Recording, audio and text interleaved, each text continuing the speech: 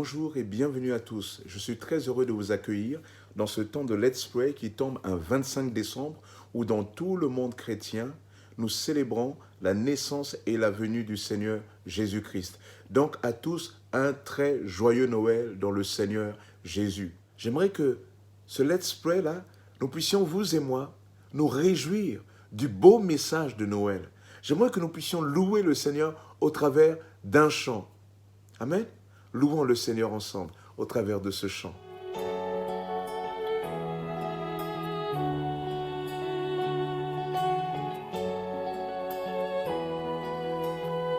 Voici.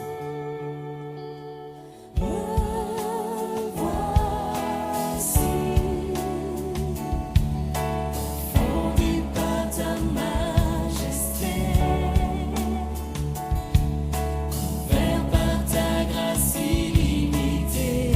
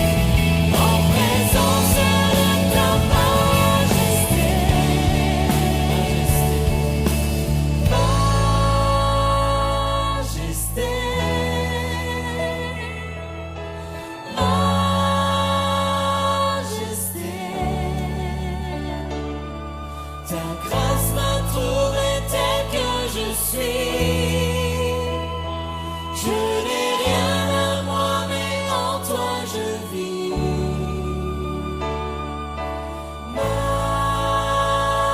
Majesté,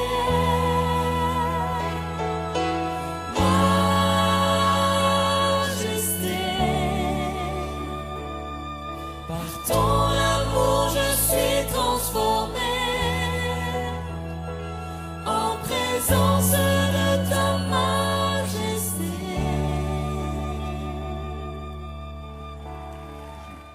Dans le cadre de cette période de Noël, j'avais commencé à aborder avec vous 4 vérités fondamentales concernant Noël. Je vous avais tout d'abord rappelé que Noël est l'expression de la compassion de Dieu. Lorsqu'on parle de la compassion de Dieu, on exprime par la compassion le fait que notre Dieu se laisse toucher par notre misère, par notre situation, par notre souffrance. Et étant touché par notre souffrance, alors Dieu nous entraîne dans la deuxième vérité fondamentale concernant Noël. C'est que Dieu vient habiter au milieu de nous. D'ailleurs, le deuxième nom de Jésus, c'est Emmanuel. Emmanuel veut dire Dieu avec nous. La dernière fois, je devais aborder avec vous la troisième vérité, mais je n'ai pas pu le faire, et je le fais ce matin. C'est que Noël, en tant que troisième vérité, Noël est une déclaration d'amour de la part du Père. En Marc chapitre 1, versets 10 et 11, il nous est dit que lorsque Jésus se fait baptiser et qu'il sort de l'eau, une voix se fait entendre du ciel et dit « Tu es mon fils bien-aimé, objet de toute mon affection. » Si mon frère, ma sœur, tu veux savoir à quel point Dieu t'aime, tu dois considérer cette voix qui s'est fait entendre du ciel. Le Père parle du Fils en le qualifiant de l'objet de toute son affection. Est-ce que tu mesures que l'objet de toute l'affection de Dieu, il l'a envoyé pour venir te sauver? Et indirectement, au travers de cette phrase-là, Dieu exprime à quel point, toi aussi, en Jésus-Christ, tu es l'objet de toute son affection. C'est-à-dire combien nous sommes, tu es précieux à ses yeux. Amen. Donc, Noël, c'est la plus grande déclaration d'amour. Dieu nous a tellement aimés qu'il a offert ce qu'il avait de plus précieux. Dans l'Ancien Testament, Dieu déclare son amour. Lorsque on aime quelqu'un, on le déclare publiquement, on le dit publiquement. Dieu n'est pas resté au ciel. Il ne s'est pas fait entendre par une voix, mais il est descendu pour que nous sachions combien nous sommes aimés de lui. J'aime dans l'Ancien Testament, notamment dans le chapitre 43 du livre d'Ésaïe, Dieu dit de son peuple, « Si tu traverses de l'eau, je serai moi-même avec toi. Si tu traverses les fleuves, ils ne te submergeront pas. Si tu marches dans le feu, tu ne brûleras pas, et la flamme ne te fera pas de mal. En effet, je suis l'Éternel, ton Dieu, le Saint d'Israël, ton Sauveur. Je donne l'Égypte en rançon pour toi, l'Éthiopie et Saba à ta place, parce que tu as de la valeur à mes yeux, parce que tu as l'importance et que je t'aime. Je donne des hommes à ta place, des peuples en échange de ta vie. » Dieu nous déclare qu'il nous aime. Le texte biblique est un texte magnifique parce qu'il montre un Dieu qui n'a pas besoin de nous, frères et sœurs. Mais il juge bon dans son amour, dans le mystère de sa personne. Il juge bon de venir au milieu des hommes et de leur dire « Je vous aime ». Il ne dit pas juste avec une superficialité que nous avons souvent l'habitude d'entendre. Mais il dit « Je vous aime à tel point que je viens au milieu de vous au travers de celui que j'ai de plus précieux, mon Fils Jésus. » Nous sommes donc précieux aux yeux de Dieu. C'est souvent difficile à accepter que Dieu nous aime parce que nous avons souvent été environnés, couverts de paroles tellement négatives. Ainsi, un jour, lorsque Dieu vient voir dans le livre des Juges 6, Gédéon et lui dit « Vaillant héros », Gédéon a du mal à croire. Comme Gédéon, nous devons accepter le regard de Dieu sur nous. Dieu nous aime, Dieu t'aime. Et tu n'as pas besoin de le sentir. Le juste vivra par la foi. Tu dois tout simplement le savoir et l'accepter. Dieu t'aime. Et lorsque tu reçois cet amour en toute simplicité, alors tu n'as pas peur de l'avenir. Parce que l'amour parfait de Dieu, nous dit 1 Jean 4, 18, l'amour parfait bannit la crainte. Parce que je suis aimé, je n'ai pas peur de l'avenir. Dieu a déclaré en Jésus-Christ sa flamme à l'humanité. Nous montrons par là que l'amour, son amour, ne pouvait rester dans le silence du cœur, mais que l'amour a vocation de se dire. Parce que c'est lorsqu'il est dit, lorsqu'il est déclaré, qu'il produit un changement. Noël, c'est un Dieu qui a compassion de nous, c'est un Dieu qui vient au milieu de nous, c'est un Dieu qui nous déclare combien nous sommes aimés. La quatrième et dernière vérité que je voulais dire avec vous concernant Noël, c'est que Noël, c'est la déclaration d'amour qui est offerte au plus grand nombre. Autrement dit, Noël, c'est le plus grand salut. Jean 3, 16, Dieu a tellement aimé le monde, qu'il a donné son Fils unique, afin que quiconque, quel qu'il soit, ne périsse pas, mais qu'il ait la vie éternelle. Dieu a aimé le monde. Dieu n'a pas simplement aimé ceux qu'il aime. Ainsi, à plusieurs reprises, nous voyons dans l'Écriture Dieu venir voir un soldat romain dont le peuple, l'Empire, avait envahi Israël. Mais voici celui qui était présenté comme un ennemi d'Israël. Dieu va venir dans la maison de Corneille, lui transmettre le message du salut. Dieu n'aime pas simplement ceux qu'il aime, parce qu'il dira, mais si vous n'aimez que ce que vous aimez, qu'est-ce que vous faites d'extraordinaire? Voici en quoi l'amour de Dieu est extraordinaire, c'est que Dieu aime même ceux qui ne l'aiment pas. Dieu n'aime pas simplement les justes, mais Dieu aime aussi les pécheurs. Dans Luc chapitre 5, verset 30, Jésus dit, mais moi je ne suis pas venu vers ceux qui se portent bien. Je suis venu vers ceux qui sont malades, ceux qui se sentent seuls, ceux qui ont besoin de moi. Ses contemporains ne comprenaient pas ce geste de Jésus. Dieu aime le croyant, l'incroyant, les hommes, les femmes, les enfants. Dieu aime les personnes que souvent nous pouvons mépriser, ne pas considérer, mais Dieu les aime. Pourquoi? Parce qu'il les a créés à son image.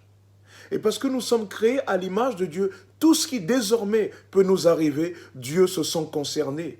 Parce qu'au travers de nous, c'est son image que nous portons et il ne peut pas laisser son image être traitée comme n'importe quelle autre personne. Tu as de la valeur aux yeux de Dieu parce que tu portes son image. Dieu aime tout le monde. Ce salut est offert à tout le monde. Et ce salut, nous n'avons rien à faire pour le recevoir.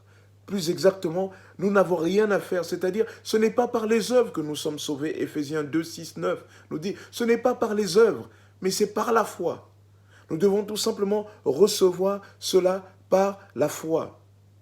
Et parce que ce salut était destiné au monde entier, alors Jésus a voulu que ce message soit transmis à Jérusalem, en Judée, en Samarie et jusqu'aux extrémités de la terre. Autrement dit, le message de Noël, Dieu, pour nous qui sommes ses messagers, nous ne devons pas le garder pour nous. Parce que dans l'ADN du message évangélique, il y a ce besoin que ce message soit transporté. L'évangile qui reste dans le cœur ne produit rien. Mais regardez, frères et sœurs, lorsque nous commençons à témoigner de l'évangile, nos cœurs ne brûlent-ils pas par le Saint-Esprit, témoignant par là le désir de Dieu que ce message soit transmis? Lorsque ce message est transmis, c'est là que Dieu produit son miraculeux. Alors toi aussi, à ton tour, transmets ce message de Noël. Rappelle aux gens autour de toi que Noël, c'est l'expression de la compassion de Dieu. C'est l'expression d'un Dieu de proximité, Dieu avec nous. Plus jamais nous ne serons seuls. Noël, c'est la plus grande et la plus belle déclaration d'amour. Et cette déclaration d'amour est offerte à toute personne qui veut bien entendre cet évangile, qui veut bien recevoir par la foi, qui veut recevoir par la foi parce qu'il n'a rien à faire. Dieu a tout accompli. Que le Seigneur nous bénisse, que le Seigneur véritablement nous fortifie. Amen. Je vous invite maintenant à prier avec moi. Remercions le Seigneur tout simplement et disons, Seigneur, oh, Nous te bénissons pour la grâce, Père, que tu nous as faite de nous communiquer ce que tu as de plus précieux, le Seigneur Jésus. Remercions le Seigneur ensemble. Seigneur, nous te bénissons, Père éternel, de ce que tu nous as offert, Père, ce que tu as de plus précieux. Tu n'as pas considéré nos rébellions. Tu n'as pas considéré, Père éternel, notre rejet, notre mépris. Mais tu es venu te révéler à nous. Père, par Noël, tu nous exprimes combien tu te sens touché par nous. Souvent, Seigneur, nous avons l'impression que nous ne valons rien, que nous sommes tellement nombreux et que nous sommes noyés au milieu des autres. Comment tu peux nous considérer, nous? Mais Noël nous rappelle que tu te laisses toucher par notre situation et nous te bénissons pour cela. Seigneur, nous te bénissons, Père éternel, pour Noël, parce que Noël nous rappelle que tu es venu au milieu de nous. Tu n'as pas crié du haut du ciel, comme nous souvent nous crions de par nos fenêtres ou à distance, où nous faisons des gestes qui n'ont pas de conséquences. Mais tu es venu voir toi-même, non par des anges, mais toi-même, notre situation. Père, tu t'es identifié avec nous dans la souffrance, dans la douleur. Tu t'es identifié à nous dans notre péché. Et tu as grandi. Et tu as été mis sur la croix, crucifié pour nos péchés. Et tu es ressuscité. Noël nous rappelle, Père, combien nous sommes aimés. Jamais nous n'avons été aimés comme ça. Tu dis dans ta parole que tu es capable de défier même l'amour d'une mère. Combien une mère oublierait son nourrisson? Toi, tu ne l'oublieras pas. Tu ne nous oublieras pas. Seigneur, nous te bénissons pour ton amour. Enfin, Seigneur, incroyable. Par Noël, tu nous montres que ce message, tu le veux le communiquer à tous. Tu as commencé par Israël. Et Israël était conscient de cette grâce. Ils avaient oublié, les disciples, que tu voulais le communiquer à d'autres, ce message. Ainsi, il a fallu une vision pour que Pierre comprenne qu'il ne doit pas déclarer impur, nous, ce que toi, Père, tu as déclaré pur, nous. Seigneur, merci d'être venu. Permets, Père éternel, que nous aussi, à notre tour, nous puissions comprendre combien ce message doit être communiqué, Père éternel. À toi, Jésus, l'honneur, la gloire et la puissance. Seigneur, en cette période de Noël, nous voulons te prier pour les frères et sœurs qui, plus que jamais pour certains, en raison de cette pandémie où il y a eu des pertes, où il y a eu des décès, il y en a qui ont perdu des parents, plus que jamais ont besoin de ressentir, de vivre, de savoir ta présence, Père éternel. Nous te prions de les fortifier, de les encourager là où ils sont. Nous te prions, Père éternel, pour ceux qui sont dans leur santé, parce que la parole de Dieu nous dit que tu es venu libérer les captifs. Tu es venu apporter la guérison. Père, que ce beau message rapporté dans Luc 4 puisse véritablement se traduire en des choses concrètes dans la vie des uns et des autres. Que ton nom soit béni, Père éternel. Que ta gloire, Père éternel, se répande dans les cœurs. Que ta grâce, Père éternel, se manifeste dans les vies. Oh, béni sois-tu, Père éternel. Merci, Jésus. Seigneur, en cette période de Noël, nous te prions de fortifier, Père éternel, les cœurs, plus que jamais. Oh, Jésus, nous te bénissons. Alléluia, Jésus. Là où vous êtes, vous aussi priez. Prions ensemble. Oh, béni sois-tu, Père éternel. À toi, Jésus, l'honneur, la gloire et la puissance. C'est toi qui nous tiens entre tes mains. C'est toi qui nous conduis dans la vérité. C'est toi qui nous conduis dans la justice. Oh, béni sois-tu, Seigneur. Gloire à ton saint nom. Oh, béni sois-tu. Tu fortifies les vies, tu fortifies les cœurs. Seigneur, lors du message de dimanche dernier, de Noël, nous avons rappelé, Père éternel, combien tu étais aussi celui qui donnait la vie. Merci pour ces beaux témoignages que nous avons entendus. Mais je veux aussi te prier, Père éternel, particulièrement en cette journée où on célèbre la nativité, Père éternel, que tu considères ceux qui ont la difficulté à enfanter, Père éternel. Nous te prions de poser ta main sur tes frères et sœurs, sur ces couples qui ont besoin de toi. Ô Jésus, manifeste ta grâce, Père. À toi, Seigneur, l'honneur, la gloire et la puissance. Interviens, produis le miraculeux dans les corps, dans les ventres, Père éternel. Redonne la vie là où, Seigneur, elle avait disparu. Manifeste-toi, Père éternel, dans le nom puissant de Jésus. Amen. Amen. Que le Seigneur vous bénisse, que le Seigneur nous fortifie ensemble. Louons le Seigneur encore une dernière fois. Amen.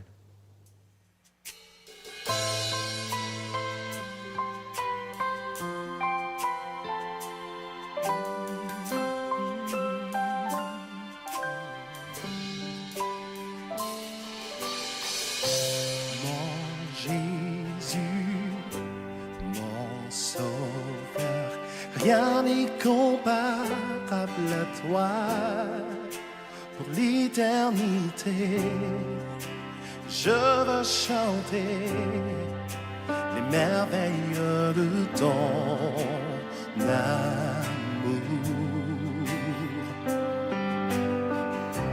Mon refuge, mon abri, mon réconfort, mon appui. Que tout mon être, toute ma vie ne cesse de t'adorer.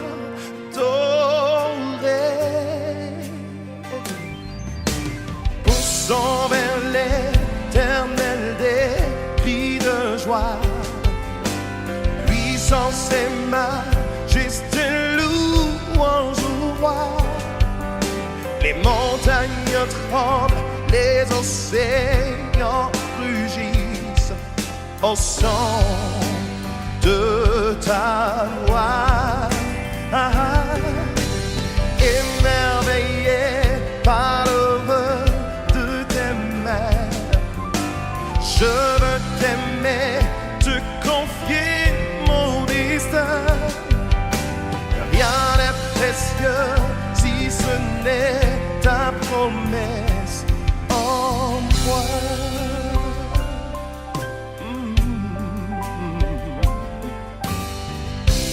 Mon Jésus, mon Sauveur, rien n'est comparable à toi pour l'éternité.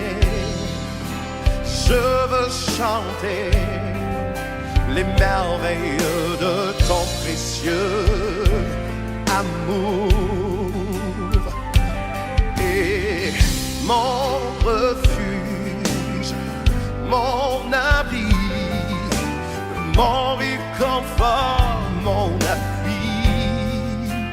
Que tout mon être et toute ma vie ne cesse de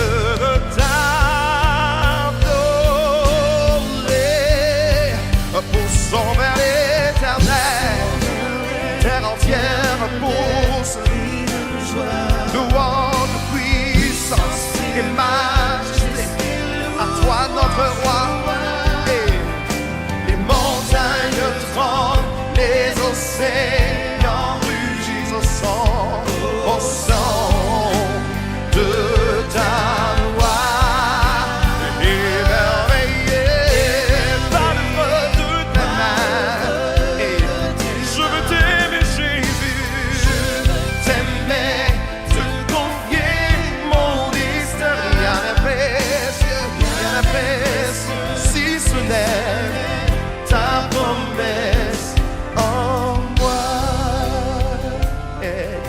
Déclarons-le, disons mon Jésus, précieux Jésus.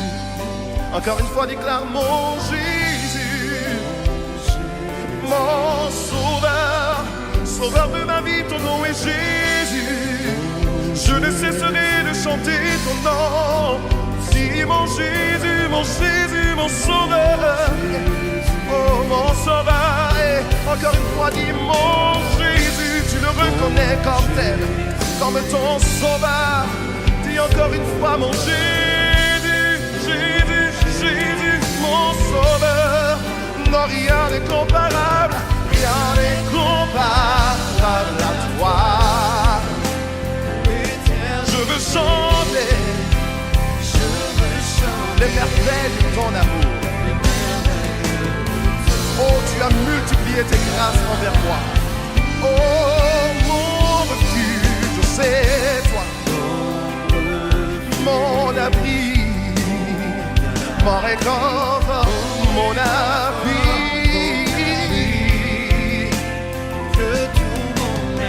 Toute ma vie ne cesse de t'adorer.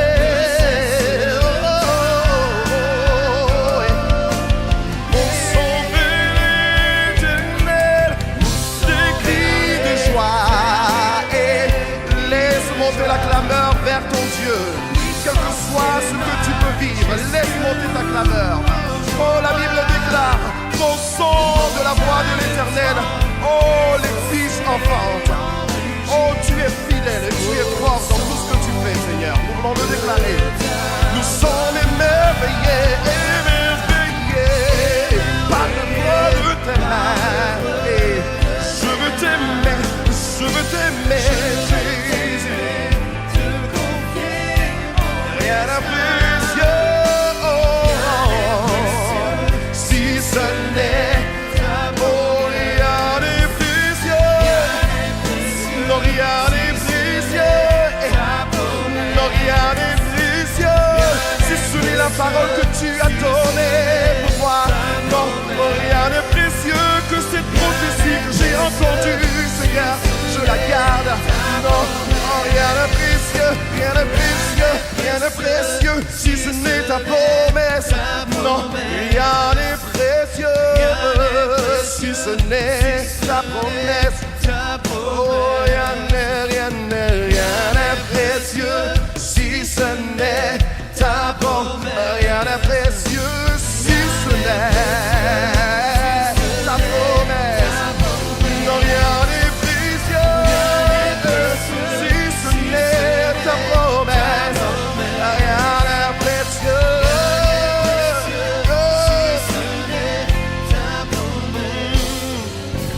Rien n'est précieux si ce n'est ta promesse. Merci Seigneur pour la bonne nouvelle de la venue du Seigneur Jésus-Christ. Que le Seigneur vous bénisse et encore une fois de plus, joyeux Noël, restez connectés en Jésus.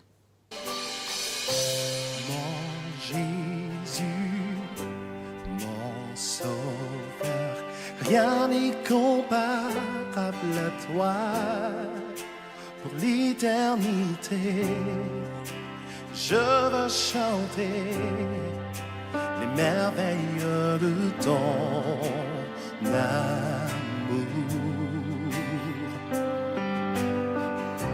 Mon refuge, mon abri, mon réconfort, mon appui, que tout mon être, toute ma vie ne cesse de t'adorer.